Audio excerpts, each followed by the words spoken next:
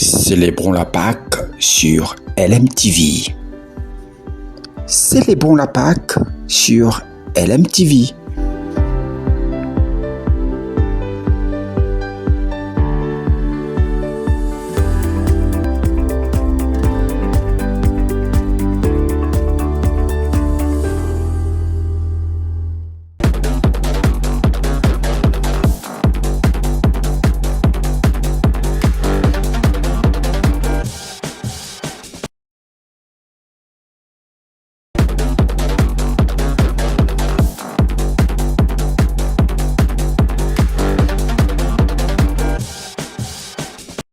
Selon le staff technique, les Panthères du Gabon sont prêtes pour la compétition. Elles séjournent au Maroc, notamment dans la ville de Casablanca, depuis déjà une semaine. Ils sont là-bas pour s'acclimater, se préparer tranquillement. Il était même prévu une rencontre, un match amical contre l'Ouganda, mais le match a été annulé à la dernière minute parce que le sélectionneur national ne veut pas enregistrer de nouveaux blessés, car la blessure du capitaine Pierre-Emerick Aubameyang est dans tous les esprits. Le coach tente de motiver les jeunes joueurs appelés en leur demandant de faire leur match pour faire oublier cette déconvenue, pour que l'absence d'Aubameyang ne soit pas source de défaite contre le Cameroun. Et par exemple, le défenseur central des Panthères, Bruno Ekwelemanga, qui se fait appeler désormais Paul Biya. Paul Biya, pourquoi? À cause de son grand âge et aussi sa longévité au sein de la sélection. Il y a aussi cette anecdote, il y a un mois, le Gabon avait annoncé qu'il devait changer d'équipementier. La FIFA lui avait fait une mise en garde en menaçant même de sanctionner les Panthères du Gabon s'ils sortaient sur le terrain avec des maillots non homologués. Voilà à peu près, mais l'incident avait été vite réglé et aujourd'hui, la préparation se passe tranquillement.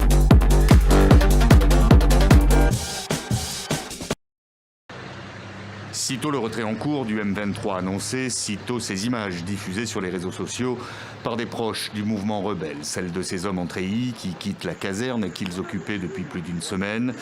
Et au petit matin, aucun homme en uniforme ni en armes n'est visible autour des bâtiments, ni devant la mairie, symbole de la chute de la ville. Départ effectif ou pas, les éléments du M23, certains habitants ont le sentiment d'être livrés à eux-mêmes. La plus grande inquiétude que nous avons, c'est le fait de voir le départ des troupes qui étaient ici. Alors on se demande comment nous allons rester sans un quelconque gouvernement. C'est ça la grande peur, être obligé de rester sans aucune autorité dans la ville. Un retrait qui doit être achevé dès ce jeudi, précise le communiqué publié par le M23 qui appelle la population à rester calme. La réaction des autorités congolaises a été immédiate, commentant tout d'abord les images de la nuit, faisant observer que les véhicules qui quittent la caserne sont quasiment vides, affirmant ensuite que des éléments du M23 sillonnent depuis la ville en tenue civile et que d'autres se sont redéployés sur les hauteurs d'Ouvira. Pour en venir à cette conclusion, tout cela n'est que manipulation dans le seul et unique but de réduire la pression internationale. En attendant, à Kinshasa, des voix de la majorité présidentielle garantissent que la sécurité des habitants sera assurée.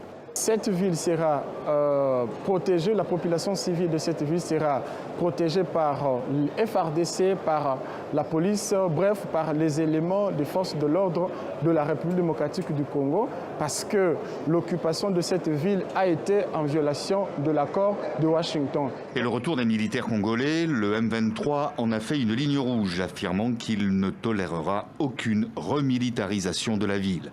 Il avait notamment conditionné son retrait au déploiement d'une force qualifiée de neutre pour garantir le cessez-le-feu.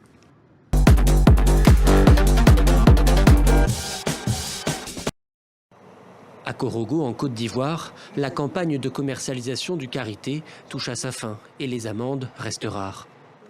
Conséquence, fini les montagnes d'amandes dans ces entrepôts. Cette année, il ne reste que quelques sacs. En temps normal, j'ai entre 3500 et 4000 tonnes d'amandes par campagne. Cette année, je n'ai même pas pu avoir 500 tonnes 2 mois après le début de la campagne.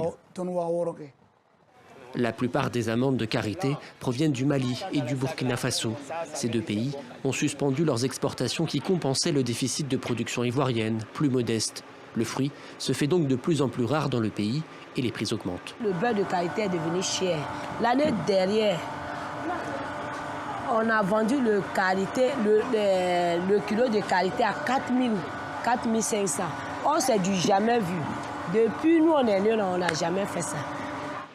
Élément crucial de l'économie de plusieurs pays d'Afrique de l'Ouest, souvent appelé l'or des femmes, qui ramassent les amandes puis les vendent brutes ou le transforment en beurre, essentiel pour les soins corporels et l'industrie agroalimentaire. En Côte d'Ivoire, selon le ministère de l'Agriculture, plus de 150 000 femmes vivent du karité dans les zones de production. À la coopérative Chigata, près de Korogo, dans le nord du pays, des dizaines de femmes en fabriquent sous un soleil de plomb. En un an, ces vendeuses ont vu le prix du kilo de karité doubler, mais un manque de débouchés pour les produits. Quand c'est cher, le marché est là. Mais quand c'est moins cher, tu vois que ça sort un peu rapidement, c'est ce qui nous arrange.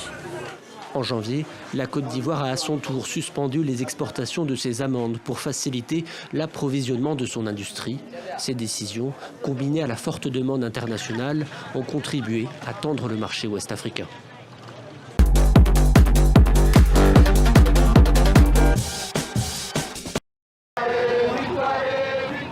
Un retrait, oui, mais sous condition, dit le M23. Non au départ des libérateurs, disent ses habitants autorisés pour l'occasion à défiler jusqu'à la mairie, nouvelle place forte du mouvement rebelle dans le sud Kivu. Depuis qu'ils sont entrés ici, voilà une semaine, nous n'avons entendu aucun bruit de balles. Les gens dorment bien, les activités ont repris, les bus quittent Uvira jusqu'à Bukavu. Revendiquer le retour à une vie normale depuis 6 jours, après les plus de 70 morts et 200 000 déplacés selon l'ONU, la crainte affichée, même si l'une des conditions du M23 avant tout départ est d'obtenir la garantie que la sécurité des habitants sera bien assurée. Nous avons beaucoup souffert. Aujourd'hui, nous avons la chance d'avoir les éléments de la FCM 23, alors si nous voyons qu'ils partent, nous n'allons pas rester. Il faudra que l'on parte avec eux. Autre condition posée par le M23, la démilitarisation de la ville et le déploiement d'une force qualifiée de neutre. Les manifestants contestent les pressions américaines à l'origine de cette annonce de retrait unilatéral, comme le précise le texte, présenté comme une mesure de confiance en soutien au processus de Doha. À Kinshasa, on demande des faits et surtout le respect de la souveraineté de l'État congolais. Un retrait assorti de conditions ne peut en aucun cas remettre en cause la souveraineté de l'État congolais. Aucun groupe armé n'a qualité pour imposer des exigences politiques ou sécuritaires à la RDC. Et d'ajouter que si les initiatives de Doha et de Washington sont importantes, elles doivent avant tout mener, je cite, à la cessation des hostilités et au désarmement des groupes armés.